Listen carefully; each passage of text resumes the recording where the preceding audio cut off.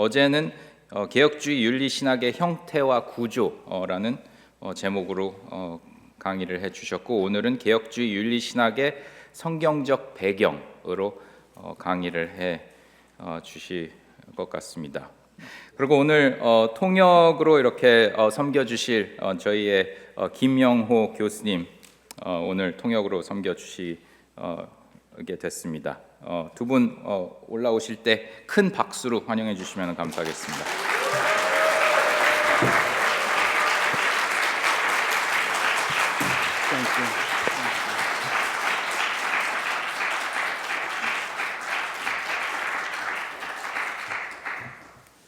It is good to be with you again. Thank you for being here. 저는 여러분과 함께 다시 강의를 할 수 있게 되어서 기쁘게 생각합니다. I want to continue where we left off last time. 어제 했던 강의를 이어서 하도록 하겠습니다. Yesterday, I was making a case that moral theology is a churchly discipline of interpreting and applying the moral law to contemporary life. 어제 저는 개혁주의 윤리 신학이 도덕법을 해석하고 실제 생활에 적용하는 교회의 학문이라는 점을 소개해 드렸습니다. It belongs to the church's mission of making disciples of Christ, teaching them to observe everything that he has commanded us. 개혁주의 신학은 동시에 교회의 사명, 즉 그리스도의 제자를 삼고 또 복음을 그분이 명한 모든 것을 지키게 하는 사역과 연관이 됩니다. And I proposed in my previous lecture that Reformed moral theology is the development of moral theology along the lines and within the bounds of the Reformed confessions. 어제 강의에서 저는 개혁주의 윤리 신학이 개혁교회 신앙 고백적인 표준을 따라서 발전한 윤리 신학이라는 점을 제시했습니다. 이 제안은 이 전통의 뿌리를 연구하는 데 아주 중요하고 또 이 점은 특히 이 전통의 기원 문제를 밝힐 때 중요합니다. Now, this suggestion has important implications for our study of the roots of this tradition.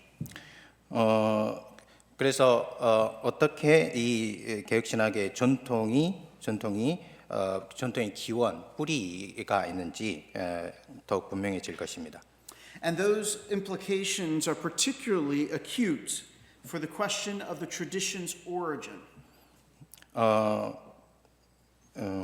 It's half done. Yeah. Oh, you've done that? Yeah. Okay, and particularly if we're thinking about the origin of moral theology here.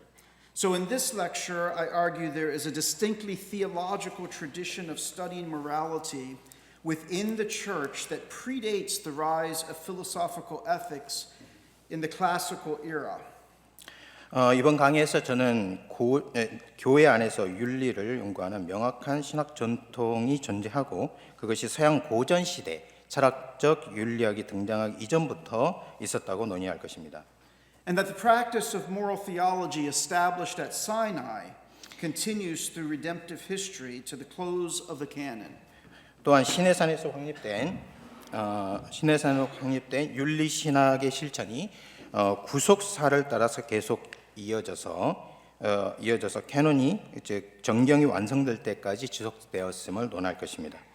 Reformed moral theology is the continuation of this distinctly theological approach to the study of morality carried forward by pastors and teachers for the benefit of the family of Reformed churches.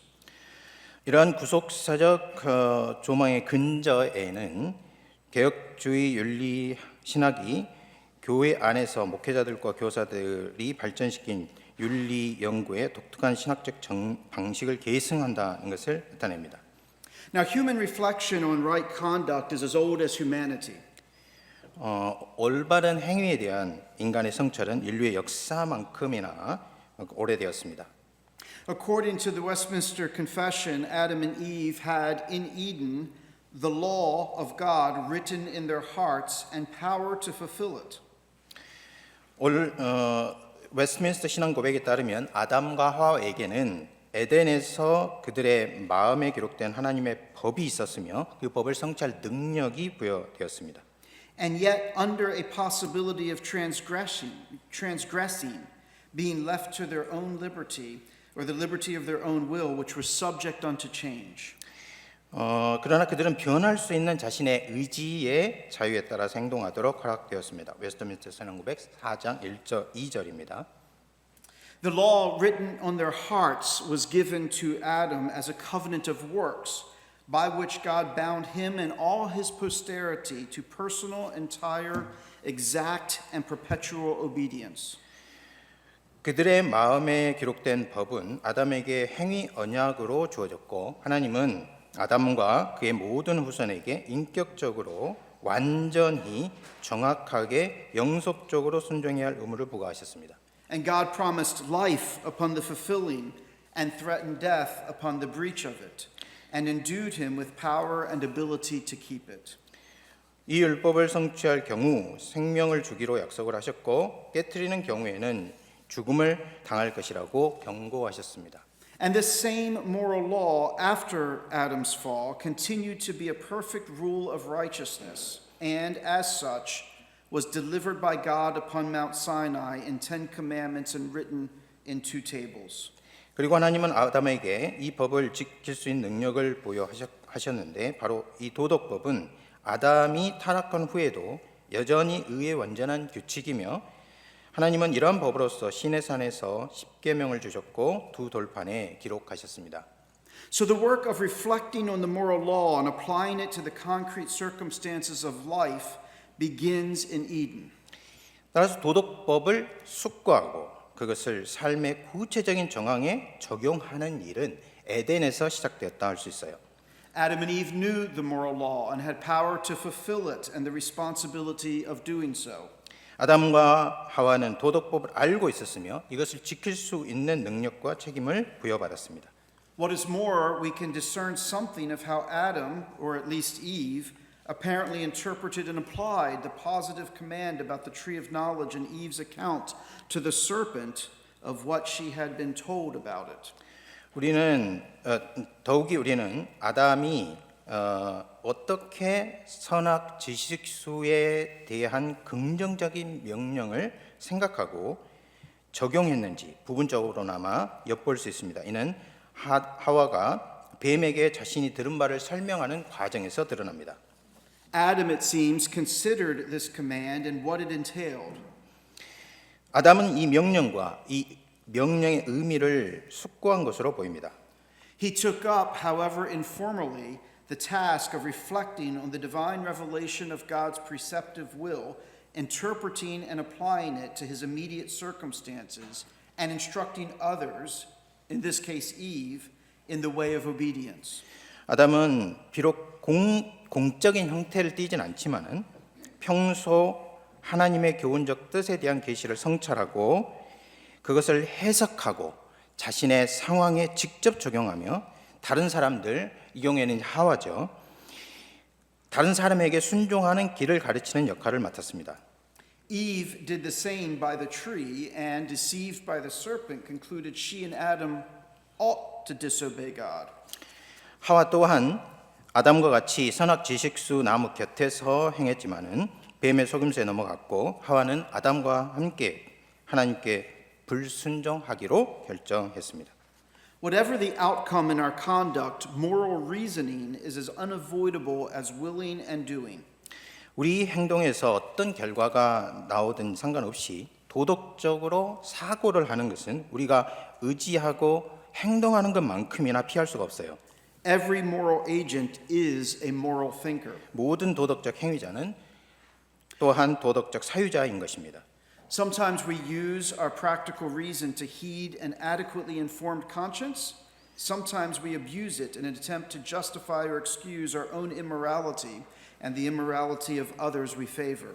때로 우리는 실천적 이성을 사용하여 충분히 계몽된 양심의 소리에 귀를 기울이지만 때로는 그것을 남용하여 우리의 부도덕함이나 우리가 편애하는 이들의 부도덕함을 정당화하거나 변명하기도 합니다. And ever since our fall into sin, we do a great deal of both. But we are especially adept abusers of moral reasoning who suppress the truth in unrighteousness. 타락 이후로 우리는 많은 부분 이렇게 행해왔고 특히 도덕적 사유를 남용하여 불의로 진리를 억누르는데 아주 능숙하게 되었습니다. This kind of informal moral reasoning, though universal, does not constitute a scholarly and rigorous discipline of moral study, theological, philosophical, or otherwise. 이렇게 일상적으로 일어나는 도덕적 사고는 보편적이긴 하지만 이것은 신학적이거나 철학적 혹은 다른 학문적 의미에서 체계적이고 엄밀한 윤리를 연구하는 학문은 아닙니다. Such a discipline requires more than what Adam and Eve were doing in Eden, even if what they were doing is a good and necessary starting point. 이런 학문은 에덴에서 아담과 하와가 했던 것 이상을 요구해요. 물론 그들의 성찰이 필수적인 출발점이 되는 건 사실이죠. To have a discipline of moral study requires the kind of organization of moral knowledge and ideas that we describe in terms of principles, doctrines, and systems of doctrine. 윤리 연구가 하나의 학문이 되기 위해서는 윤리적 지식과 사상을 원칙과 교리 체계로 조직화해야 합니다. That said, there is compelling evidence of a theological and scholarly discipline of studying the moral order long before the emergence of moral theology as an academic discipline in either the medieval or the early modern era. 그렇다고 해서 중세나 근대 초기에 윤리 신학이 학문적으로 자리 잡기 전까지 도덕 질서를 신학적이고 학문적으로 연구하는 전통이 전혀 없었다 이런 말은 아닙니다. Most historians of ideas, for example, recognize a distinctly Christian approach to the study of morality from the earliest centuries of the Christian era.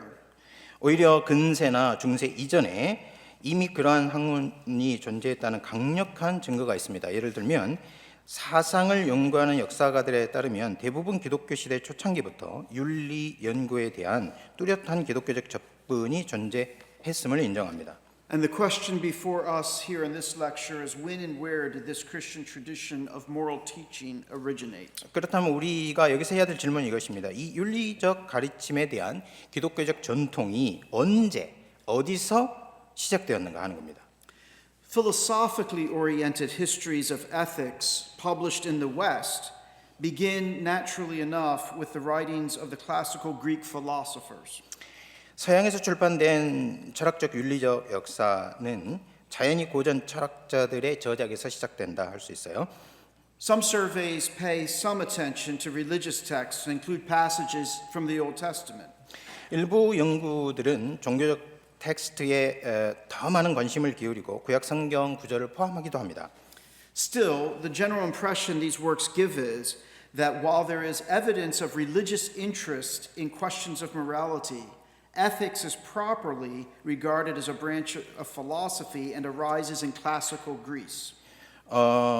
그러나 이 저작들을 통해서 일반적으로 받을 수 있는 인상은 윤리에 대해서 종교적으로 관심이 있긴 하지만 고전 그리스에서 윤리학은 본래 철학의 한 분야였다는 거예요. Surprisingly, even some surveys of Christian ethics include neither biblical nor Greek authors, and a few even begin with Greek thinkers. 그런데 놀랍게도 일부 기독교 윤리 개론서에서조차 성경 저자나 헬라 철학자들을 포함하지 않고 있고 헬라 사상가들로부터 논의를 시작하는 것은 몇 되지 않습니다. The general impression from many of these works is that Christian moral teaching is either an offshoot of the tradition of moral philosophy originating in Athens or an entirely new and, according to some, rather recent phenomenon. 이런 연구들은 기독교 윤리 가르침이 마치 아테네에서 시작된 윤리 철학 전통의 분파이거나 혹은 완전히 새로운 개념이라는 인상을 받습니다. 일부 사람들은 비교적 최근에 등장한 현상이라고까지 말하기도 합니다. So in the West, the philosophical study of morality arises in classical Greece and comes into its most robust and influential form of that era in the city of Athens about 450 to 350 BC.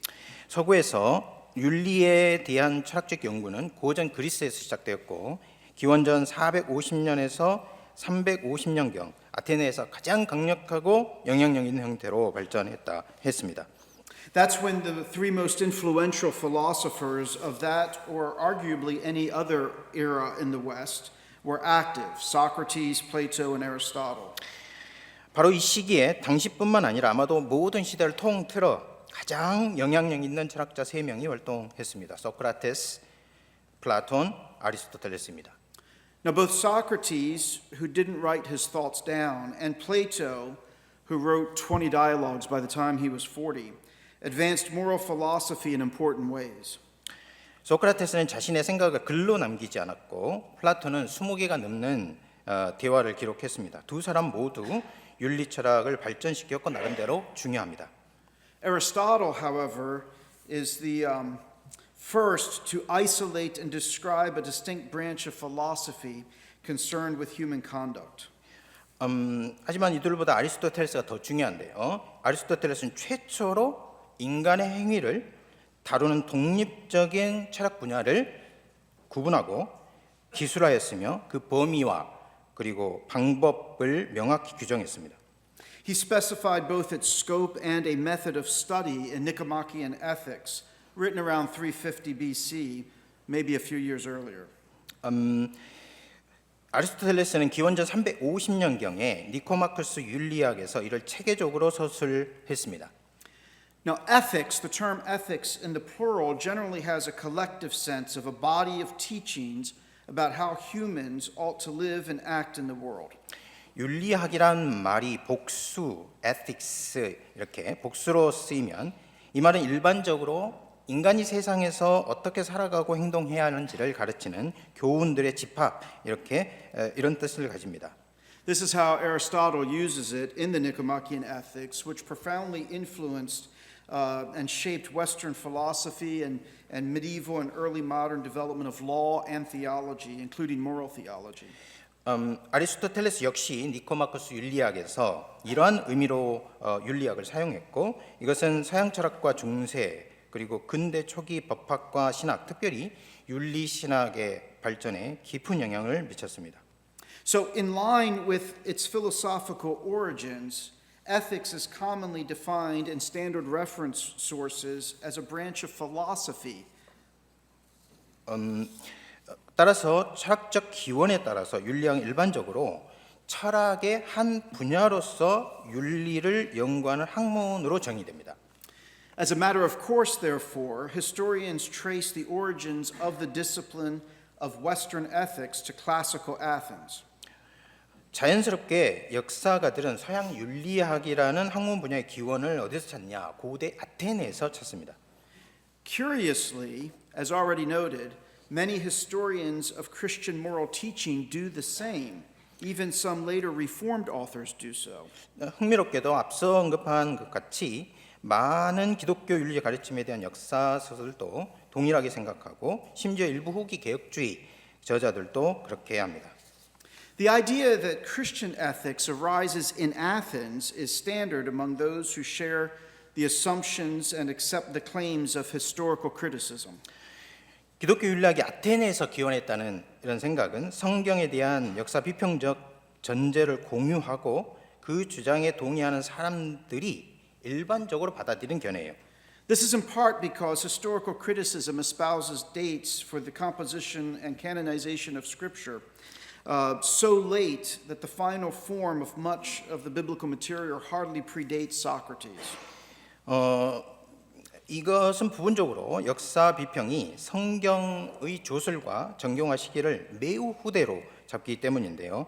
이 관점에 따르면은 성경의 많은 부분의 최종 형태를 갖춘 시기가 소크라테스 이전으로는 거슬러 올라가기 어렵다 그렇게 봐요. But even more consequential, it seems, is that historical critical tendency to pull the Hebrew Bible to pieces so that almost every portion is supposed to be the result of many different and often competing voices working and reworking it in various ways across generations.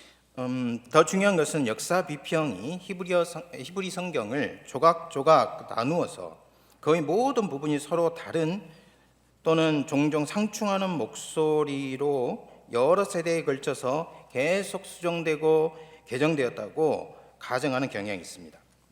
Historians and ethicists who embrace historical critical accounts of Scripture tend to see only a disorganized mess of moral concerns addressed by an ad hoc and confused and conflicted teaching. 성경에 대한 역사 비평적 설명을 수용하는 역사학자들과 윤리학자들은 성경 속 도덕적 문제들이 그때그때 만들어진 혼란스럽고 모순된 가르침들의 무질서한 무더기에 불과하다고 봅니다. They do not see a coherent and progressively revealed theology of the moral order or a sustained tradition of interpreting and applying that revelation to the life of Israel and at times the surrounding nations. 이들은 성경의 윤리적 질서에 관한 일관되고 점진적으로 계시된 신학이 존재하지 않는다고 보고 이 계시를 이스라엘의 삶과 때로는 주변 민족들에게 적용해온 지속적인 해석 전통을 인정하지 않습니다. So Philip Rogamon, for example, argues the Bible does not have a theology, it has theologies. The Bible does not have a single ethical perspective, it has a variety of competing perspectives. 예를 들어서 워그만은 다음과 같이 주장해요. 성경에는 하나의 신학이 아니라 여러 개의 신학이 있다. 성경에는 단 하나의 윤리적 관점이 아니라 서로 경쟁하는 다양한 관점들이 존재한다. Because there is no core of coherent moral instruction on the historical critical view, however, Rogamon ultimately concludes we must interpret the Bible on the basis of a moral hermeneutic that establishes a kind of canon within the canon in which some texts overrule others. 역사 비평 관점에서는 일관된 도덕적 가르침의 핵심이 없기 때문에 워거먼은 궁극적으로 도덕적 해석학을 바탕으로 성경을 해석해야 한다고 결론을 짓습니다. 이렇게 되면은 일부 텍스트가 다른 텍스트를 파기해서 결국은 정경 내의 정경이라는 원리가 세워집니다. Wogamon's historical critical view of Scripture precludes the very possibility of finding a coherent moral vision in the pages of the Old Testament, much less a principled approach to the study of morality that is taken up in the New Testament and carried through in Christian teaching. 성경에 대한 워거맨의 평적 견해를 받아들인다면 구약 성경의 일관된 윤리적 비전을 찾는 것 자체가 불가능해요. 더욱이 신약 성경에서 다뤄지고 기독교 가르침에서 이어지는 윤리 연구에 대한 원칙적 접근을 찾을 수가 없습니다. He admits the earliest Christian writers depended heavily upon the Hebrew Bible, but he can only view this material as an important source for Christian ethicists, not the embodiment of a rational and lucid moral tradition that early Christian writers self-consciously continued. 워거먼은 계속 말합니다. 초기 기독교 저자들이 히브리 성경에 많이 의존했다. 그렇게 인정하지만은 이 자료가 기독교 윤리학자들에게 중요한 원천, 소스로 볼 수는 있을 뿐, 소스로 볼 수 있을 뿐, 초기 기독교 저자들이 자각적으로 이어갔던 합리적이고 명확한 윤리적 전통이 구현된 것으로 볼 수는 없다. 그렇게 말합니다. Scholars who embrace historical critical views tend to treat Christian ethics as a new and rather unprecedented development or offshoot of philosophical ethics. 역사 비평 관점을 받아들이는 이러한 학자들은 기독교 윤리학이 철학적 윤리학에서 새롭고 다소 전례가 없는 형태로 발전한 것 또는 분파로 간주하는 경향이 있습니다. Prior traditions of moral reflection, including the theological tradition embodied in the Hebrew Bible and continued down through Second Temple Judaism, are mere sources, or as Thomas Cunningham Hall phrases it, preparations for Christian ethics. 이들은 히브리 성경에 담긴 신학적 전통과 제2성전기 유대교를 통해서 지속된 윤리적 성찰 전통을 단순한 원천으로 취급하거나 아니면 홀이 표현한 것처럼 기독교 윤리학을 위한 준비 정도로 봅니다. Hall contends that the unorganized character of the Jewish intellectual and artistic life made it inevitable that the early Christian or that the early church should seek elsewhere than the Old Testament for means of systematic expression of their life and purpose. 홀은 유대인의 지적이고 예술적인 삶의 비조직적인 성격 때문에 유대인들이 그렇다는 거죠. 초대 교회는 자신의 삶과 목적을 체계적으로 표현할 방법을 불가피하게 구약이 아닌 다른 곳에서 찾아야 했다고 주장해요. To find a precedent for that aspect of Christian ethics, that aspect which renders it an actual discipline of study rather than a theme or a cultural phenomenon, Hall proposes that one has to look to Athens. 기독교 윤리학의 그런 측면, 즉 그것이 문화적 주제가 아니라 실제로 연구 분야가 되는 측면에 대한 선례를 찾기 위해서는 아테네를 봐야 된다. 아테네를 봐야 한다고 홀은 제안합니다.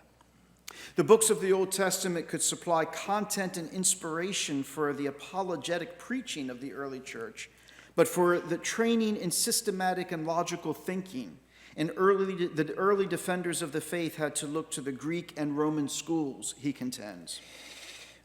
구약 성경의 책들은 초대교회 변증적 설교를 위한 내용과 영감을 제공해 줄 수는 있다. 하지만 체계적이고 논리적 사고 훈련을 위해서 초대교회 신앙의 변증가들은 그리스와 로마의 학교를 찾아야 했다. 그렇게 말합니다. Athens, in other words, is the origin of the organized discipline of ethics from which Christian ethics evolved as a new species or perhaps subspecies. 다시 말해서 윤리학이 조직화된 학문 분야로 형성된 기원은 아테네에 있으며 기독교 윤리학이 이 철학적 전통에서 발전한 새로운 종이거나 아니면 하위 종이라고 말하고 있습니다. Neither Hall nor Wogamon nor Simon Blackburn or Samuel Wells or others who offer similar analyses recognize an organized discipline or tradition of moral theology alongside moral philosophy or ethics prior to the Christian era. 홀과 워거먼 그리고 또 이와 유사한 분석을 제시한 사이먼 블랙번, 세뮤얼 웰스와 또 기타 학자들은 기독교 시대 이전에는 도덕 철학이나 윤리학과 나란히 존재하는 조직된 학문 분야나 윤리신학의 전통을 인정하지 않습니다. They do acknowledge the importance of the Hebrew Bible as a source for Christian ethics, and they discern a peculiar theological character to the moral teaching of the Old Testament. 그들은 헤브리 성경이 기독교 윤리학의 중요한 원천이 되는 점을 인정해요. 구약 성경의 도덕적 가르침이 지닌 독특한 신학적 성격을 인식합니다. But they only discover a tangle of competing and sometimes conflicting moral concerns and themes in its pages, and nothing like evidence of a distinct and organized discipline or body of moral doctrine. 하지만 그들은 구약 성경 안에는 서로 상충하거나 경쟁하는 다양한 도덕적 관심사와 주제들이 얽혀 있을 뿐 독자적이고 체계적으로 조직된 학문 분야나 윤리적 가르침의 체계가 있다는 증거는 찾을 수 없다고 봅니다. For that, they suggest early Christian thinkers had to resort to and imitate the moral philosophers in the tradition originating in Athens.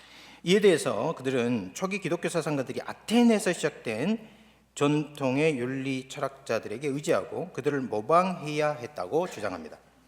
The tradition of moral philosophy that came to form in classical Athens had spread across the Greco-Roman world by the early Christian era and clearly impacted the development of Christian moral teaching. 고전 시대의 아테네에서 형성된 윤리 철학 전통은 기독교 초기 시대에 그리스 로마 세계 전역에 퍼졌고 분명히 기독교 윤리 가르침이 발전하는 데 영향을 미쳤습니다. Evidence of influence, however, does not demonstrate the claim that Christian moral teaching originates in the early church as a sucker on the tree of moral philosophy in the Athenian tradition. 하지만 헬라 윤리 철학이 기독교 윤리 가르침에 영향을 미쳤다고 해서 초대교회 기독교 윤리 가르침이 아테네 전통에 속한 윤리 철학이라는 나무에서 돋아난 격까지 같다는 것을 증명하는 것은 아닙니다. To whatever extent moral philosophy shaped Christian moral thought through the centuries, however, for most of the history of the church, Christian moral thought owes far more to the tradition of the Hebrew and Jewish moral teaching, Jerusalem, both in content and method and style and form, than it does to Greek and moral philosophy, Athens. 아테네의 윤리 철학이 수세기 동안 기독교 윤리 사상에 영향을 미쳤다고 해도 교회 역사에서 기독교 윤리 사상은 헬라 윤리 철학 아테네보다는 히브리인과 유대인의 윤리적 가르침 예루살렘의 전통에 훨씬 더 많은 빚을 지고 있습니다. Indeed, Christian authors in the early church self-consciously identified with the theological moral tradition historically associated with Jerusalem and regarded themselves as its stewards even as they adopted a free and critical attitude toward the use and analysis of the contributions of non-Christian philosophers. That was a lot. Yeah. 실제로 Do you want me to break it down? It's okay. 실제로 초대교회 기독교 저자들은 역사적으로 예루살렘과 연관된 그 신학적 윤리 전통과 자신을 의식적으로 동일시했어요. 그러면서 비기독교 철학자들의 기여를 활용하고 분석하는데 자유롭고 비판적인 태도를 취하면서 자신들이 그 전통의 청지기로 여겼습니다.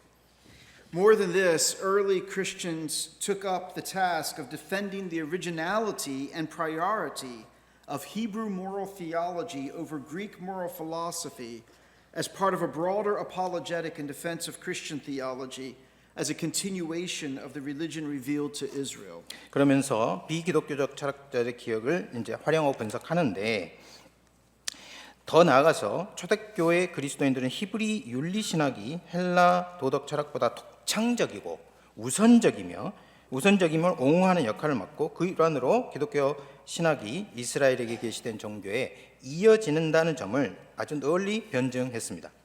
As early as the 2nd century, following even earlier Jewish thinkers in Alexandria, Christian apologists suggested the Old Testament prophetic writings influenced certain classical Greek philosophers. 이미 2세기경에 심지어 그보다 더 앞서서 알렉산드리아에서 유대 사상가들을 따라 기독교 변증가들은 구약 선지서들이 특정 고전 헬라 철학자들에게 영향을 미쳤다고 주장했습니다. Justin Martyr, for example, claims that it was from our teachers, we mean the account given through the prophets, that Plato borrowed his statement that God made the world.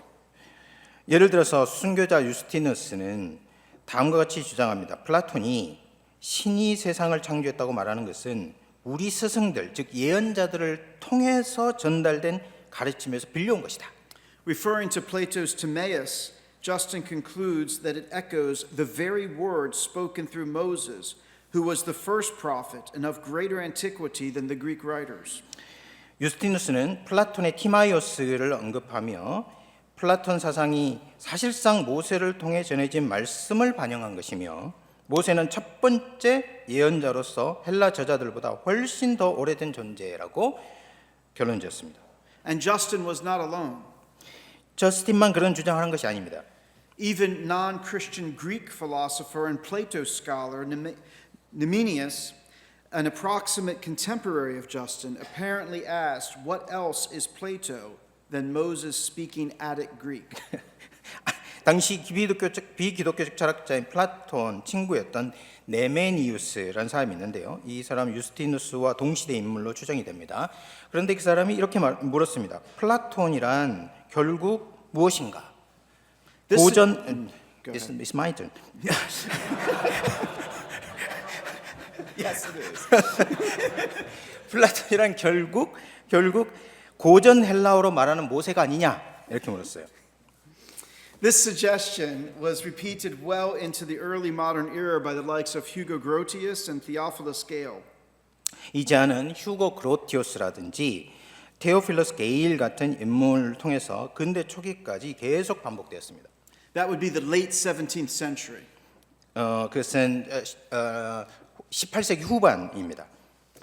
The argument fell out of favor around the time of the Enlightenment, however, and remains out of favor today.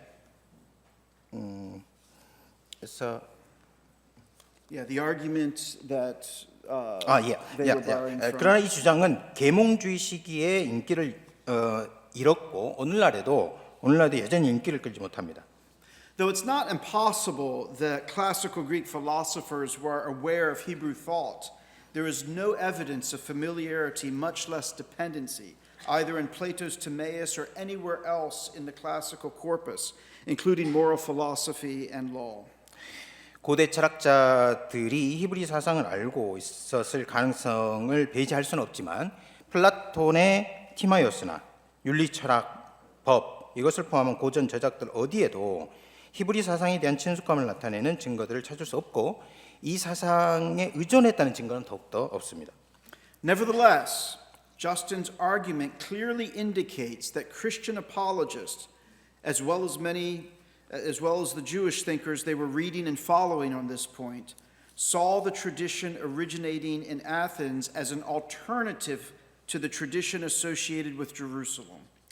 그러나 저스틴의 주장을 통해서 기독교 변증가들뿐만 아니라 그들을 읽고 따랐던 유대인 사상가들 역시 아테네에서 비롯한 전통을 예루살렘과 연관된 전통의 대안으로 보았다 하는 것을 분명히 알 수 있어요.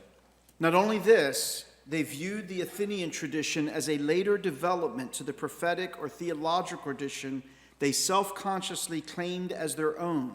Our teachers, the prophets, Justin says, and devoted their lives to advancing. 뿐만 아니라 그들은 아테네 전통을 선지자적 신학적 전통, 다시 말해서 우리의 스승들, 예언자들보다 후대에 발전한 것으로 생각했고 그것을 발전시키는 데 그들의 삶을 헌신했습니다. Skip 24 and 25. 오케이, 굿. The complexity of the relationship between Christianity and Greek philosophy is illustrated by Tertullian, a controversial but, on this point, representative figure. 기독교와 헬라 철학 사이의 관계가 얼마나 복잡한지는 테르툴리아누스를 보면 잘 드러납니다. 테르툴리아누스는 논란의 여지가 있지만 이 점에서는 대표적 인물이라고 할 수 있습니다. On one hand, Tertullian made extensive use of Stoic thought in his theological treatise on the soul. 테르툴리아누스는 영혼에 대한 신학적 논문에서 데 애니마죠. 스토아 철학을 광범위하게 사용했습니다. On the other hand, he issued a forceful challenge to the influence of Greek philosophy in his prescription against heretics. 그는 다른 한편으로 그는 이단들에 대한 처방이라는 책에서 헬라 철학에 강력히 도전했어요. This last work is the source of his oft-quoted question, what indeed has Athens to do with Jerusalem? 이 책 이단에 대한 처방이죠. 이 작품에 사람들이 정말 많이 인용하는 구절이 인용되는데 아테네가 예루살렘과 무슨 관계가 있느냐 하는 겁니다. Tertullian's concern is not, however, to forbid the free and open use of philosophy, as some have misunderstood him. 테르툴리아누스 관심은 철학을 자유롭고 개방적으로 사용하는 것을 금한 것이 아닙니다. 일부 사람들은 그가 철학 자체를 배제했다고 오해하지만은 It's rather to make clear that a Christian's allegiance, unlike the heretics, is ultimately and exclusively to Christ and therefore to the teaching of the apostles and prophets set down in Scripture. 그가 분명히 하려고 했던 것은 이단에 속한 자들과 달리 그리스도인은 오직 그리스도께 궁극적이고 배타적인 충성을 바치며 따라서 사도들과 선지자들의 가르침, 곧 성경이죠. 전적으로 순종해야 한다고 하는 것이었습니다. Christians, he argues, do not pay allegiance to any other teacher, school of thought, intellectual program, ideology, or supposed source of theological knowledge. 그리스도인들은 어떤 철학자, 학파, 지적 체계, 이데올로기 혹은 신학적 지식의 원천에도 충성을 바치지 않습니다. Critical use is permissible, but split allegiance, he contends, leads to modeled syncretistic religion and thus heresy. 테르툴리아누스는 말합니다. 철학을 비판적으로 사용하는 것은 허용되지만 만일 마음이 나뉜다면 즉 기독교 신앙과 철학 사상을 동시에 따른다면은 그것은 결국 혼합주의적 정교로 전락할 것이고 이단으로 변질될 것이다라고 말합니다. Early Christian theologians clearly viewed the philosophical tradition associated with Athens as both confused and alien to the Christian faith. 초기 기독교 신학자들은 아테네와 관련된 철학 전통을 기독교 신앙의 혼란스럽고 이질적인 것으로 보았습니다. In their estimation, classical Greek philosophy combined keen insights on many fronts, including logic and rhetoric, with deep-seated error, especially in theology and morality. 그들에 따르면 고전 헬라 철학은 논리와 수사학을 포함한 여러 방면에서 날카로운 통찰력을 제공하지만 뿌리 깊은 오류를 내포하고 있고 신학과 윤리에서는 특히 그러하다 그렇게 말합니다. They viewed Christ and his apostles as the true and trustworthy expositors of a more ancient tradition of theological and moral instruction. 반면에 그들은 그리스도와 사도들이 신학적이고 윤리적인 가르침에 대한 더 오래된 전통을 참되고 신뢰할 수 있게 해설해 준다고 보았습니다. A tradition which extends back through the divinely inspired Hebrew prophets to Moses, who received it from God at Sinai on tablets of stone. 이 가르침은 하나님의 영감으로 기록된 히브리 선지자들을 거쳐서 궁극적으로는 신의 산에서 하나님께로부터 돌판을 받은 모세에게로 거슬러 올라갑니다. Now, the three forms of unity and the Westminster Standards do not take any position on the origins of moral theology as a scholarly discipline. 개혁교회 일치를 위한 새 신조, 벨직 신앙고백, 도르트 신조, 하이델베르그 요리문답을 가리킵니다. 그리고 웨스트민스터 표준문서는 윤리신학의 학문적 기원에 대해서 어떤 입장도 취하지 않습니다. They do, however, embody a confessional consensus that Christian moral teaching is derived from Scripture and rests on its authority as the Word of God. 그러나 이런 신앙 고백들은 기독교 윤리 가르침이 성경에서 왔다. 그리고 하나님의 말씀이라는 권위 위에 기초한다 하는 고백적 일치를 담고 있습니다. The Heidelberg and Westminster Catechisms also outline a theological method for moral theology as an exercise of faith-seeking understanding through the explication of the moral precepts revealed by God in the canon of the Old and New Testaments and comprehensively summarized in the Decalogue. 하이델베르그 요리문답과 웨스트민스터 대요리문답은 윤리신학의 신학적 방법론을 개관합니다. 다시 말해서 윤리신학은 믿음을 통해 이해를 추구하는 방식으로 구약과 신약 정경에 하나님께서 계시하신 도덕적 규범을 해설함으로써 이루어지며 그 핵심은 포괄적으로 십계명에 요약되어 있다. 이렇게 말해요. The three forms of unity in the Westminster Standards do not only outline a theological understanding of the character of Reformed moral thought, but they also set the whole project of moral theology in a covenantal framework of redemptive history. 개혁교회 일치를 위한 새 신조와 웨스트민스터 표준문서는 개혁주의 윤리 사상의 성격에 대한 신학적 이해를 제시할 뿐만 아니라 윤리신학을 구속사라는 언약적 틀 속에서 자리매김합니다. Of the two confessional traditions, this framework is most explicitly developed in the Westminster Standards. 이 두 신앙 고백 전통 중에서 웨스트민스터 표준문서가 이 틀을 가장 명확하게 발전시켰습니다. Here we find a clear and compelling case for Jerusalem or Sinai rather than Athens as the source of Christian moral instruction, the origin of this branch of theology. 여기서 우리는 기독교 윤리 가르침의 원천과 윤리 신학의 기원을 아테네가 아니라 예루살렘 그 시내산에서 찾아야 한다는 명확하고 설득력 있는 원고를 찾을 수 있습니다. This grounds Christian moral teaching not only in the precepts of the Decalogue as a comprehensive summary of the moral law, but also in the redemptive history of Israel as God's covenant community. 이것은 기독교 윤리 가르침을 도덕 법칙의 포괄적인 요약인 십계명 규례뿐만 아니고 하나님의 언약 공동체로서 이스라엘의 구속 역사에 기초를 둡니다. There is, according to the Reformed standards, one continuous covenant community and people of God across all dispensations of the covenant of grace, from the fall of Adam and Eve until Christ's return. 개혁파 표준문서에 따르면 아담의 타락에서 그리스도의 재림에 이르기까지 모든 시대를 통틀어 하나의 연속적인 언약 공동체와 하나님의 백성이 존재합니다. While the external administration of the covenant of grace changes from one dispensation to the next, the substance of the covenant remains the same. 언약의 외적인 집행은 한 시대에서 다른 시대로 바뀔 수 있지만 언약의 본질은 변하지 않습니다. 도덕법도 마찬가지입니다. So also does the moral law. 도덕법도 마찬가지입니다. Indeed, the moral law revealed to Israel at Sinai was a summary of the moral law given to Adam as the terms of the original covenant of works and the standard by which all people will be judged in the end. 실제로 도덕법은 시내산에서 이스라엘에게 계시되었는데 이것은 본래 행위 언약의 조건으로 아담에게 주어진 도덕법의 요약이고 모든 사람들이 마지막 날에 심판받을 기준이 됩니다. This is the same moral law taught by Moses and the prophets, reflected in the writings, expounded by Christ in the Sermon on the Mount and elsewhere, and taught throughout the New Testament. 이 도덕법은 모세와 선지자들이 가르쳤던 바로 그 법이고 그들의 기록에 반영되었으며 그리스도께서 산상수훈과 다른 곳에서 설명했고 신약 전체에 걸쳐 가르쳐진 내용입니다.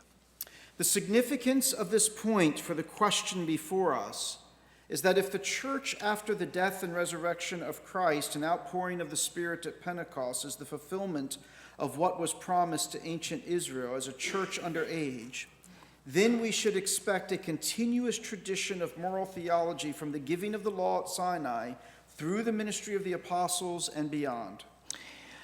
이 점이 본론이 어떤 의미가 있을까요? 만일 그리스도의 죽음과 부활, 오순절 성령 강림 후에 교회가 미성숙한 상태의 교회였던 고대 이스라엘에게 약속된 것의 성취라면 우리는 시내산에서 율법이 주어진 이후부터 사도들의 사역을 거쳐서 현재까지 이어지는 윤리신학의 연속적인 전통이 있을 것이라고 기대할 수 있어요. That is exactly the way Reformed moral theologians, viewing the matter through the lens of covenant theology, understand both the moral teaching of Scripture and their own position in redemptive history in relation to it. 바로 이것이 개혁주의 윤리신학자들이 성경의 윤리적 가르침과 구속사에서 자신들의 위치를 언약신학의 렌즈를 통해서 이해하는 방식입니다. This is also clearly in line with the self-understanding and identity claimed by the theologians of the early church as they understood their place in the redemptive history of God's people. 이것은 또한 초대교회 신학자들이 자기 이해와 정체성과 명확하게 일치하는데요. 이것은 그들은 하나님이 백성을 구속하신 역사에서 자기 백성을 구속한 역사에서 자기들의 위치를 이해했습니다. They did not view themselves as Greek philosophers appropriating Hebrew ideas, but as members of the one people of God under the teaching of the apostles and the prophets, entrusted with the ministry of the word of God in their day. 그들은 자신들을 히브리 사상을 차용한 헬라 철학자 그렇게 보지 않았습니다. 오히려 그들은 사도들과 선지자들의 가르침 아래 있고 자신들의 시대에 하나님의 말씀을 맡아서 사역하는 자들이라고 생각했습니다. This led them to develop their moral teaching out of Scripture and in continuity with a scholarly tradition of moral instruction that goes back to Moses. 이러한 인식 때문에 그들은 성경에서 그리고 모세까지 거슬러 올라가는 윤리적 가르침의 학문적 전통과 연속성 속에서 윤리적 가르침을 발전시켰습니다. So the origin of moral theology as a churchly discipline of interpreting and applying the moral law lies with the giving of that law to Moses at Sinai. 도덕법을 해석하고 적용하는 교회 학문으로서 윤리신학의 기원은 시내산에서 모세를 통해 율법이 주어졌을 때 시작됩니다.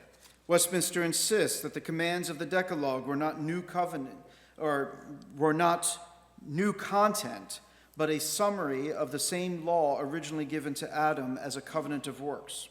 웨스트민스터 신앙고백은 십계명 명령들이 새로운 내용이 아니라 원래 아담에게 행위 언약을 조건으로 주어졌던 동일한 법의 요약이다 이렇게 단언합니다. Indeed, the work of this law is internally written on the hearts of all people across all ages and cultures, and only later published in an external written form at Sinai and inscripturated in the Torah. 사실 이 법은 모든 시대와 문학 속에 사는 사람들의 마음에 내적으로 새겨져 있으며 이후에야 비로소 시내산에서 외적인 형태로 공표되고 토라에 성문화되었습니다. And it's this, the publication of the moral law at Sinai, that is the proper origin of moral theology for at least two reasons. 그래서 시내산에서 도덕법이 공표된 사건은 적어도 단 두 가지 이유에서 윤리신학의 고유한 기원이라 말할 수 있습니다. First, the law written by the finger of God on tablets of stone and delivered to the people by Moses is its canonical form. 첫째로는 하나님이 손가락으로 쓰시고 모세를 통해서 이스라엘 백성에 전달하신 이 율법은 도덕법의 정경적 형태입니다. As such, it comes with explicit instructions regarding its preservation, study, and use.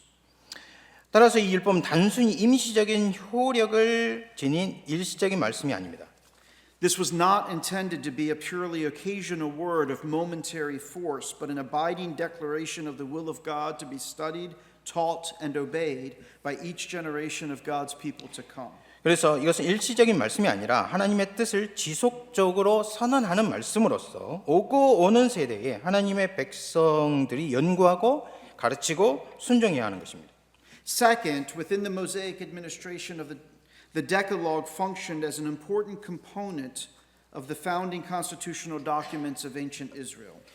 두 번째로 모세 언약의 경륜 안에서 십계명은 고대 이스라엘을 설립할 때 헌법의 중요한 구성 요소로 기능을 했습니다.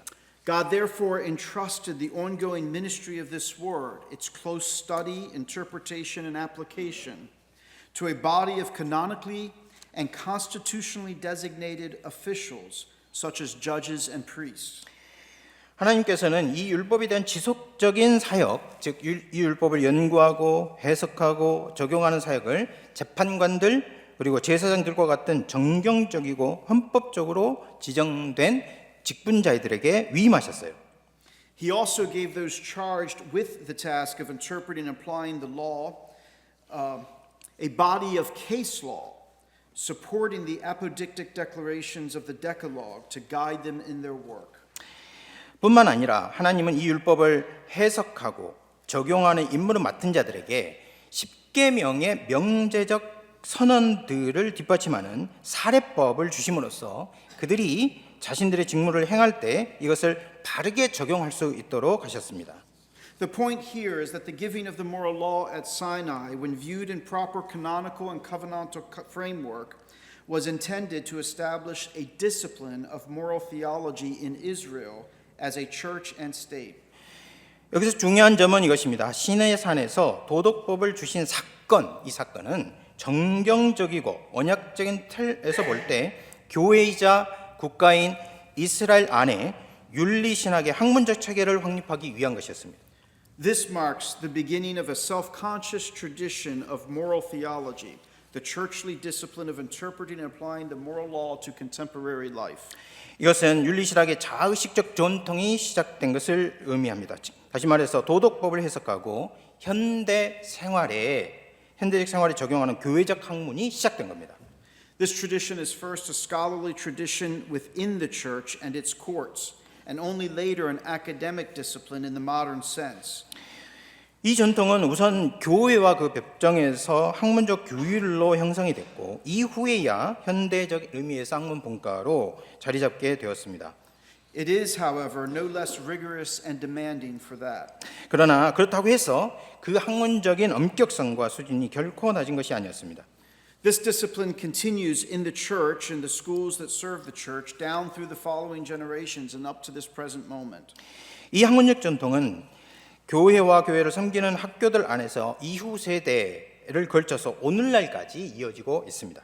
The canonical declaration of the moral law continues to be a perfect rule of righteousness that forever binds all people and is therefore an object of continued study, interpretation, and application for each successive generation of God's people. 도덕법의 정경적 선언은 여전히 완전한 의의 규칙이고 모든 사람에게 복종할 의무를 영원히 부여하는 것이기 때문에 하나님의 백성들에게는 각 세대마다 이를 지속적으로 연구하고 해석하고 적용할 의무가 있습니다. This churchly theological discipline of moral reflection and instruction that originates at Sinai is carried forward through the rest of Scripture. 시내산에서 시작된 도덕적 성찰과 가르침의 교회적 신학 학문은 성경 전체를 통해서 계속 수행됩니다. Now, the tenor of Moses' moral thought is that one cannot build out a comprehensive account of how humans ought to live and act in the world and why they ought to do so without ultimately referring everything back to God. 모세의 윤리 사상의 핵심이 무엇인가? 인간이 세상에서 어떻게 살아야 하고 행동해야 하는지 또 왜 그렇게 해야 하는지 설명을 할 때 궁극적으로 모든 것을 하나님께 돌리지 않고는 포괄적인 서술이 불가능하다 하는 것입니다. Now, Moses shows in Genesis, for example, that people with various religious convictions or no clear religious conviction do grasp at least something of what the moral law requires of them. 모세는 예를 들어 창세기 같은 경우에 다양한 종교적 신념을 가진 사람들 또는 명확하고 종교적 신념이 없는 사람들도 도덕법이 요구하는 바를 어느 정도 이해하고 있음을 보여줍니다. Yet his whole body of work insists that we cannot adequately or accurately account for why an act is morally permissible or impermissible without referring to the reality and ultimacy of the living God in human affairs. 그러나 모세는 아담과 하와의 타락으로부터 모압 평지에서 마지막 연설을 할 때까지 어떤 행위가 도덕적으로 허용되느냐 또는 금지되느냐 하는 이유를 인간 역사 속에서 살아계신 하나님의 실제성, 궁극성을 참조할 때에야 적절하고 정확하게 설명할 수 있다고 주장합니다. That is a fundamental moral conviction of Moses and Reformed moral theology alike, though it is quite at odds with the principles of much ancient and contemporary philosophical ethics. 이것이 모세와 개혁주의 윤리신학이 공유하는 근본적인 도덕적 신념으로서 많은 고대 또는 현대 철학적인 윤리학의 원리와 서로 상당히 대립되는 부분입니다. Again, there is ample material in Moses to suggest that a philosophical approach to ethics may come to many broadly reliable conclusions. 모세오경에는 윤리에 대해서 만일 철학적으로 접근한다면 대체로 신뢰할 만한 결론에 이를 수 있다 하는 것을 시사하는 내용이 아주 많이 있어요. But there is also ample evidence that relying on reason alone, narrowly construed, to build out a comprehensive account of the moral order is destined to fail. 그러나 또한 좁은 의미로 생각할 때 이성만을 의지해서 도덕 질서에 대한 포괄적인 설명을 구축하려는 시도는 결국은 실패로 귀결할 것이라는 충분한 증거도 있습니다. In Mosaic perspective, the moral order is an intrinsically theological phenomenon. 모세의 관점에서 볼 때 도덕 질서는 본질적으로 신학적인 현상입니다. It's a beautiful sentence. This is clearly reflected. Thank you. This is clearly reflected in the structure of the Mosaic law. 이것은 모세 율법의 구조에 명확하게 반영되어 있어요. God himself delivers the summary of the moral law written by his own finger on tablets of stone to Moses at Sinai. 하나님은 시내 산에서 모세에게 자신의 손으로 돌판에 새겨진 도덕법 요약을 직접 전달하시죠. Immediately following the giving of the Decalogue in Exodus 20, Moses sets down a lengthy series of applications and specifications, mostly in the form of case law, Exodus 21 through 23. 하나님께서 10계명, 출애굽기 20장이죠. 이 10계명을 주신 직후에 모세는 대부분 사례법의 형태로 된 아주 긴 적용과 세부 사항을 기록해서 줍니다. 21장에서 23장입니다. Case law is not intended to be an exhaustive catalog of applications, but a body of precedents to guide both adjudicators and teachers of the law. 이 사례법은 10계명을 어떻게 적용할지 포괄적인 목록을 제시하는 것이 아니고 법을 선구하고 가르치는 자들이 지침이 되는 어떤 선례들을 제시하는 거예요.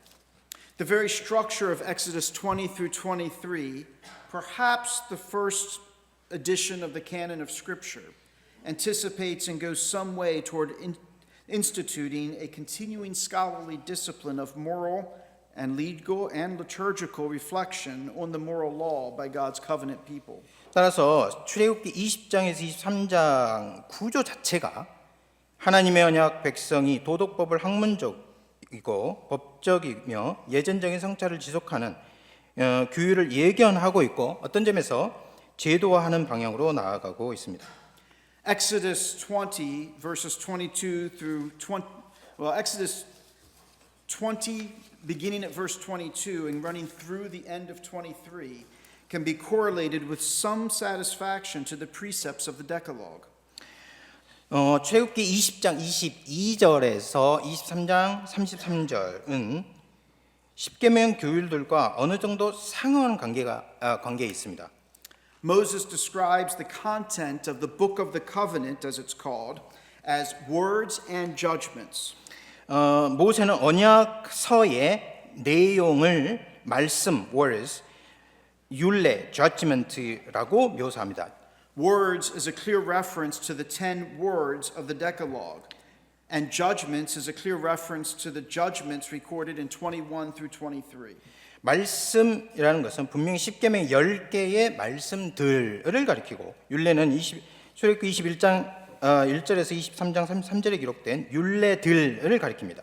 Thus, the book of the covenant appears to have two parts: the words, which are the precepts of the Decalogue, and the judgments concerning cases. 따라서 언약서는 두 부분으로 구성된 것으로 보입니다. 다시 말해서 10계명의 계명인 말씀들과 특정 사례들을 모아놓은 율례들입니다. Skip 2 paragraphs. Okay. Okay, I'll begin with why I will not. Okay. I will not take the time to go over how the various portions of Exodus 20, 22 through 23, 33 correlate to the 10 precepts of the Decalogue. 출애굽기 20장 22절에서 23장 33절 여러 부분이 10계명의 10가지 계명 어떻게 연관이 되는지 자세히 설명할 시간이 없습니다. Suffice to say, the rules move from concerns about worship to authority relations to human welfare to property rights to trustworthiness to contentment. 다만 이 한마디로 충분할 것입니다. 이 규칙들은요, 예배에 대한 문제에서 시작해서 권위, 복지, 재산권, 신뢰, 만족으로 향하는 흐름을 따릅니다. Next paragraph. Okay. The clearest use of the Decalogue as a major structuring element in Moses, however, is found in Deuteronomy. 모세오경에서 10계명이 주요한 구조적 요소로 가장 명확하게 사용된 것은 신명기입니다. Here, Moses recites, with some adjustments to the new context, the same moral law delivered at Sinai. 여기서 모세는 시내산에서 선포된 동일한 도덕법을 새로운 상황에 맞게 일부 조정하여 선포합니다. 신명기 5장입니다.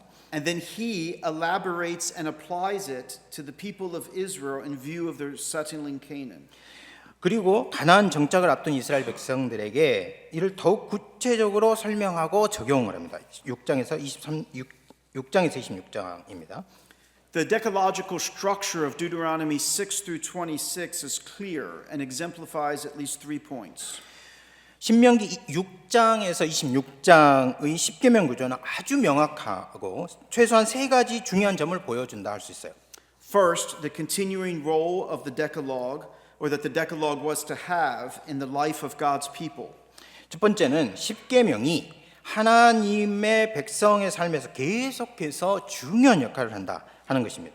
Second, an already established practice of interpreting and applying the moral law to contemporary life prior to the crossing of the Jordan and settling Canaan. 두 번째는 요단강을 건너 가나안에 정착하기 전에 이미 도덕법을 해석하고 적용하는 관행이 정착되어 있다는 점이에요. And third, a growing body of literature to serve as a basis for the continuing scholarly and ministerial practice of interpreting and applying the moral law. 세 번째는 도덕법을 해석하고 적용하기 위한 지속적인 학문적이고 목회적인 실천의 기초가 되는 문헌들이 점점 더 늘어나고 있다는 겁니다. By the time Moses delivers the speeches that make up Deuteronomy, he had already been practicing this kind of applied moral theology for nearly 40 years as he heard and decided various kinds of cases, instructed others to do the same, and taught the whole congregation how to live by the statutes of God and his laws. 모세가 신명기 이 연서들을 전할 당시에 모세는 이미 거의 40년 동안 다양한 사례들을 듣고 판결하며 다른 이들도 동일한 역할을 수행하도록 가르치고 온 회중에게 하나님의 율례와 법도를 따라 사는 법을 가르치면서 이러한 형태의 실천적 윤리 신학을 수행해 오고 있었던 겁니다. And Moses was not the only one engaged in this work. 그러나 이것은 모세만 이 일을 수행한 것이 아니에요. On Jethro's counsel, Moses had organized a system of elders for hearing cases within the tribal structure of Israel to assist him in the administration of the task of interpreting and applying the law to concrete cases. 모세는 이드로의 조언을 따라서 이스라엘 지파 구조 내에서 장로들이 사건을 심리하도록 조직했고 율법을 구체적인 사례에 해석하고 적용하는 임무를 보조하도록 하였습니다. What is more, Deuteronomy contains numerous commands along these same lines. 뿐만 아니라 신명기는 이와 같은 원칙을 반영한 여러 명령들을 포함하고 있어요. The law was to be written and read in public covenantal ceremonies. 예를 들면 율법을 기록해야 했고 언약적 의식들에서 공적으로 낭독되어야 했습니다. Written out and studied by the kings of Israel. 이스라엘 왕들은 율법을 필사해서 연구해야 했습니다. Taught throughout the land by the Levites. 레위인들은 이 율법들을 약속의 땅에서 가르쳐야 했어요. Studied and meditated upon and taught by all the people in their homes. 모든 백성들은 집에서 이 율법을 연구하고 묵상하고 가르쳐야 했습니다. And of course lived out by everyone in Israel. 물론 모든 이스라엘 사람들은 당연히 이 율법에 따라 살아야 했습니다. Likewise, God appointed judges and priests and made a provision for kings as officers in Israel to render judicial decisions by interpreting and applying this law with the authority of God. 또한 하나님께서는 재판장과 제사장들을 임명하셨으며 왕의 직분을 허락하셔서 이들이 하나님의 권위로 율법을 해석하고 적용해서 사법적인 결정을 내리도록 하셨어요. Deuteronomy envisions and provides for a continuing tradition of moral theology in Israel as both state and church.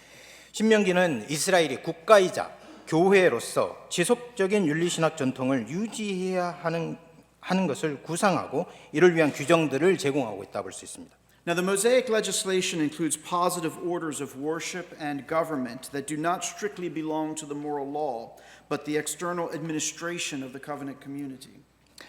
모세의 법은 엄밀하게 말해서 도덕법에 속하지 않지만 언약 공동체의 외적 행정과 관련 있는 예배, 통치에 대한 적극적인 규정들도 담고 있습니다.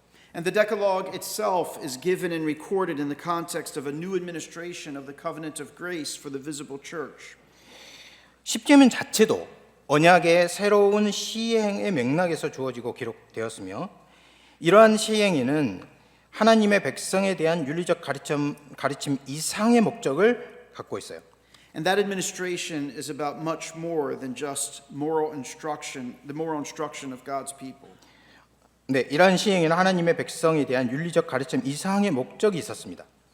As such, the revelation of the moral law within the Mosaic covenant serves the redemptive end of the covenant of grace.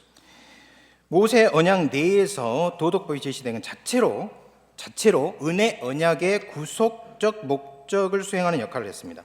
This includes restraining and convicting people of sin, 이것은 사람들의 죄를 억제하고 책망하며 driving them to the saving grace of God in Jesus Christ under the diversity of types and shadows belonging to that administration. 그들을 예수 그리스도 안에 있는 하나님 구원의 은혜로 인도하고 그들이 세상에서 하나님 택함을 받고 구속받은 백성으로 살아가는 방법을 가르칩니다. And instructing them in how to live as God's chosen and redeemed people in the world. As I have interpreted. Oh, you did that? Okay. At the same time, the moral law summarized in the Decalogue is central not just to the Mosaic administration of the covenant of grace, but to the whole body of biblical revelation. 동시에 십계명에 요약된 도덕법은 단순히 모세 언약 시행뿐만 아니라 성경 전체 계시 중심에 있습니다.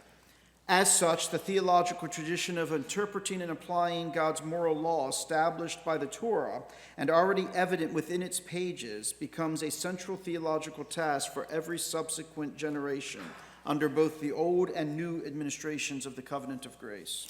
따라서 토라로 확립되고 그 안에서 이미 드러나는 하나님의 도덕법을 해석하고 적용하는 신학적 전통은 은혜 언약의 옛 시행과 새 시행 아래서 모두 이어지는 모든 세대가 감당해야 할 핵심적인 신학적 과제가 됩니다.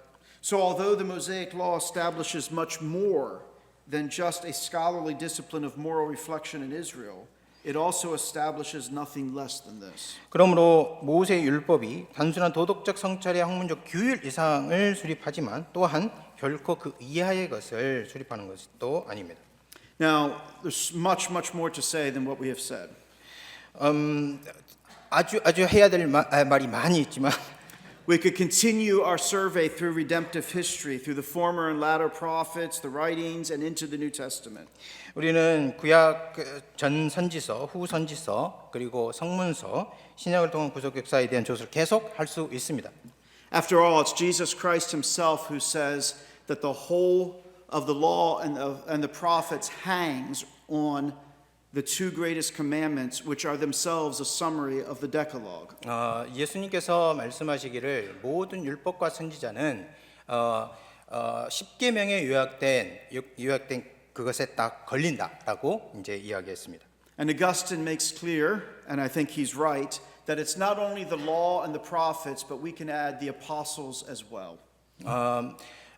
이것은 율법과 선지자뿐만 아니라 그 후에 사도들도 함께 거기에 걸린다고 말할 수 있을 것입니다. But the two examples that I've picked out of the Book of the Covenant and of Deuteronomy show us the origin of and early practice of a continuing theological tradition of interpreting and applying the moral law to contemporary life that's established in the Mosaic Covenant.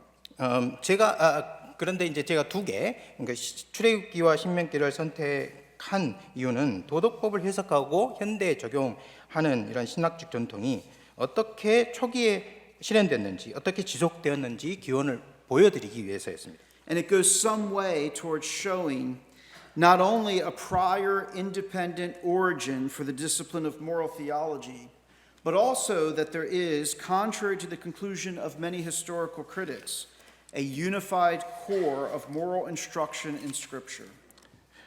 이를 통해서 윤리신학이라는 학문이 독립적이고 선행적인 기원을 갖는다고 말할 수 있고 또 역사 비평가들이 말한 것과는 다르게 성경의 기원을 갖고 있다 이렇게 얘기할 수 있습니다. The very shape and structure of our canon presupposes as much. 우리가 갖고 있는 정경이 이것을 전제하고 있습니다. And this instruction is centered on the summary of the moral law in the Decalogue, understood in its covenant 이 context. 모든 내용이 이 모든 도덕법의 요약인 십계명에 요약되어 있습니다. And that's where we'll conclude today. 이것이 오늘 강의의 결론입니다. So we have more time for questions, perhaps. 여러분의 더 많은 질문과 대답할 시간을 드리도록 하겠습니다. 감사합니다.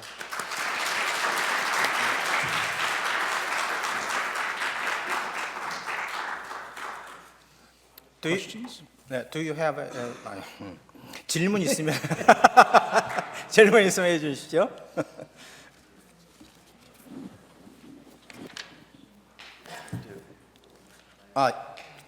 일어서서 이름을 말하고 49기 박의준입니다. 오늘날의 교회 공동체 안에 예를 들어 사회적이거나 도덕적인 문제가 있을 때 모세 살해법과 같은 측면에서 그리스도의 어떤 구원의 자비를 또 배제하지 않고 어떻게 교회가 좀 더 구체화해서 권징이나 치리를 할 수 있는지. He asked that when we have a social concern or problems in the church, and in this case, how we can apply the church discipline and church discipline and without applying so harshly. Yeah. So the question is about church discipline and how do we proceed in church discipline if we have like a moral problem in the life of a congregant? Yeah. Maybe the place to begin is to think about why do we discipline members of the church?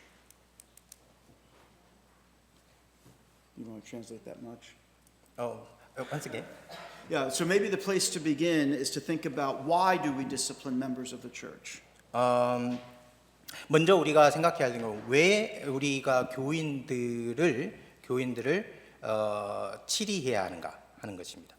We do so for the glory of God, the honor of Christ, 우리가 교회에서 권징을 하는 것은 하나님께 영광을 돌리기 위한 것입니다. so that his name is not blasphemed among the nations as though he cares nothing at all about our sin.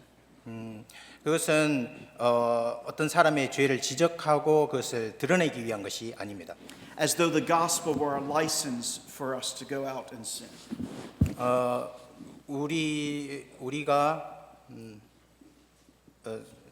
I'm sorry.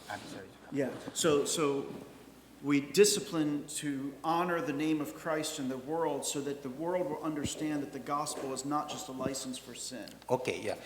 우리가 교회에서 권징을 하는 것은 하나님 그리스도께 영광을 돌리기 위한 것이지 우리가 죄를 지적하기 위한 어떤 라이선스 자격증을 갖고 있다라는 것을 보여주기 위한 것이 아닙니다. This is for the sake of the gospel. 이것은 복음을 위한 것입니다. We discipline to protect the church from falling into sin and being carried away in sin within the congregation. 우리가 교회에서 권징을 하는 이유는 우리 죄에 빠지지 않게 하고 죄에 빠진 사람들을 일으키기 위한 것입니다. This is for the welfare of God's people. 이것은 하나님의 백성들의 복지를 위한 것입니다.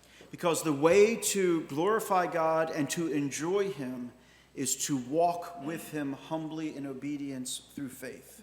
우리가 권징을 하는 것은 하나님께 영광을 돌리고 겸손하게 하나님의 법 아래 살기 위한 것입니다. And we discipline to secure the repentance of the one who is going astray.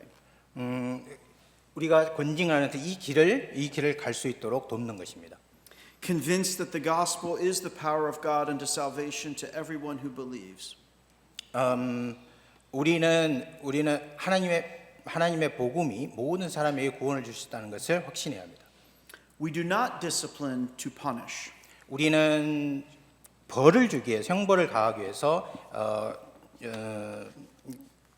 권징을 하는 것이 아닙니다. There's nothing punitive in church discipline. 교회의 권징은 형벌적이어서는 안 됩니다. Church discipline is an extension of the ministry of the gospel for the recovery of sinners to the glory of Christ. 권징은 죄인을 하나님의 영광을 위한 삶을 살도록 회복하는 수단이어야 됩니다. And so in this regard, the discipline with the lightest touch that accomplishes these purposes is what we should be striving for. 그렇기 때문에 권징은 가장 가벼운 조치여야 합니다. 우리가 그 복음의 목적을 실현하기 위해. We must be careful that discipline doesn't become an avenue for venting our anger or frustration with a brother or a sister, or for trying to take vengeance. 그래서 권징을 할 때 주의해야 할 점은 우리가 어떤 형제들에게 복수를 한다든지 또는 그렇게 해야지 예방적 차원에서 해야 됩니다. The only time that we are exercising church discipline correctly is as love compels us to do so. 유일하게 권징을 하는 가장 좋은 방식은 우리가 사랑의 강권에서 하는 것입니다. If we are not being compelled to this by love, then even if it would be appropriate, we are not proceeding correctly. 우리가 만약에 사랑의 원리에 따라서 하지 않는다면 그것이 서로 옳다 하더라도 잘못된 것입니다. I think if we'll keep that squarely in view, then we will do well as we take up the work of discipline, which is vital to the health of the church and the witness to Christ and the gospel. 우리가 권징을 했을 때 그것이 건강하다 하는 기준은 건강한 것인가 하는 기준은 권징을 행했을 때 once again. Well, I don't know what I said. I just said it's vital to the health of the church and and our witness to Christ in the gospel. 권징을 행했을 때 사랑이 나타나야 한다는 것이 핵심입니다. Does that help? Does that address the question? Not exactly. Oh, okay. Maybe I've misunderstood. So, is there something I've missed about the question that I could do better with? I think that when we have a social problem, and Maybe I don't understand what we mean by social problem.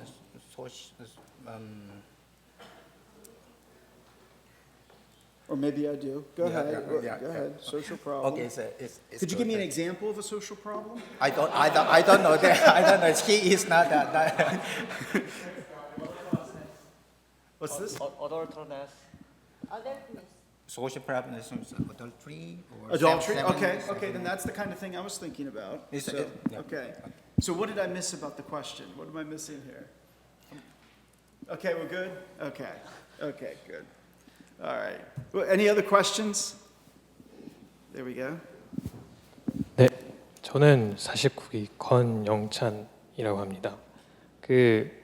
우선 교수님께서 얘기하신 기독교 윤리라는 것 자체가 이제 세상에서 일반적으로 말하는 윤리의 개념과는 굉장히 다르다는 것을 이제 배웠는데, 교수님이 이제 생각하시기에 이제 윤리라는 기준 자체가 무너진 그리고 변질된 이 사회 속에서 목회자가 특히 이제 조심해야 할 이제 현대 윤리 철학이 있는지가 궁금합니다.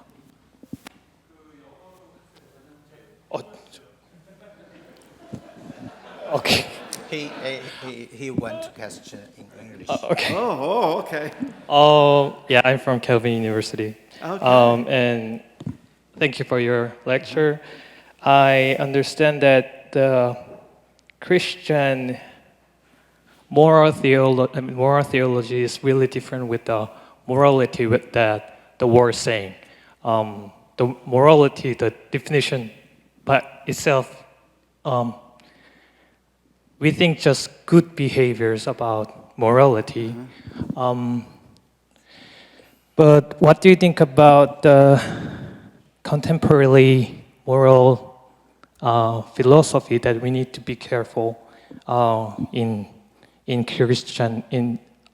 If we become a pastor, what are the contemporary moral philosophy that we need to be careful? Yes. Yeah. I do think that there's many things that are being discussed in sort of academic philosophy of ethical interest, where we do well to consider the discretion that's taking place. We can learn things. We all have blind spots.